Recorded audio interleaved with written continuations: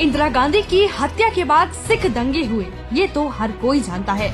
लेकिन गांधी जी की हत्या के बाद दंगे हुए थे और ब्राह्मणों को मारा गया था, ये आज तक दरबारी मीडिया और इतिहासकारों ने आपसे छुपाए रखा।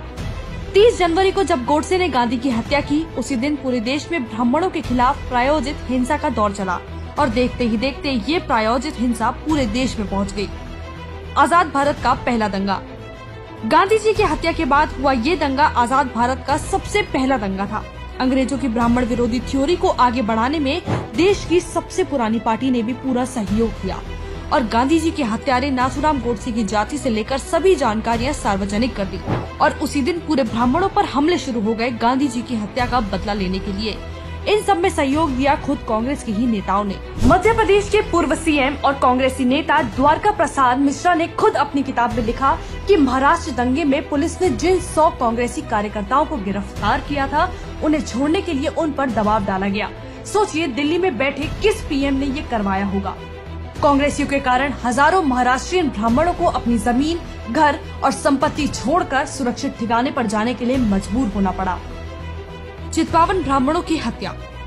इस हिंसा में अकेले महाराष्ट्र के 50 से ज्यादा चित्पावन ब्राह्मणों की हत्या कर दी गई। उनकी गलती बस इतनी सी थी कि नाथूराम गोडसे भी चित्पावन ब्राह्मण ही थे और वो भी चित्पावन ब्राह्मण थे। यहाँ तक वीर सावरकर जैसे नामी नेताओं को भी नहीं बख्शा गया। उनकी संपत्तियां नष्ट कर दी गई। उनके भाई नारायण सावरकर की मॉब लिंचिंग कर हत्या कर दी गई। इतिहास के पन्नों से मिटाया। जब आजाद भारत का ये पहला दंगा हुआ, तब देश के प्रधानमंत्री की गद्दी पर गांधी के सबसे बड़े चेले नेहरू बैठे थे।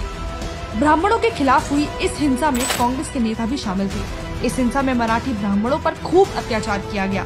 सैकड़ों मराठी ब्राह्मण मारे गए। इन मारे गए ब्राह्मणों की ना तो नेहरू की सरकार ने कोई पुष्टि की और न ही उनके परिवार का कोई रिकॉर्ड रखा था। इतिहास के पन्नों से हमेशा के लिए उन्हें मिटा दिया। जारी है ब्राह्मण विरोधी एजेंडा। आज भी इन लोगों के द्वारा ब्राह्मण विरोधी एजेंडा चलाया जा रहा है। हमें इनकी एक झलक भीमा कोरेगांव में भी देखने को मिली, जिसको कांग्रेस के लोग और दूसरी अन्य पार्टी मिलकर चलाती है। देश की जनता आज भी इस दुखद घटना से अनजान है। आज भी देश के लोगों को इस कांग्रेसी साजिश के बारे में कोई जानकारी नहीं है।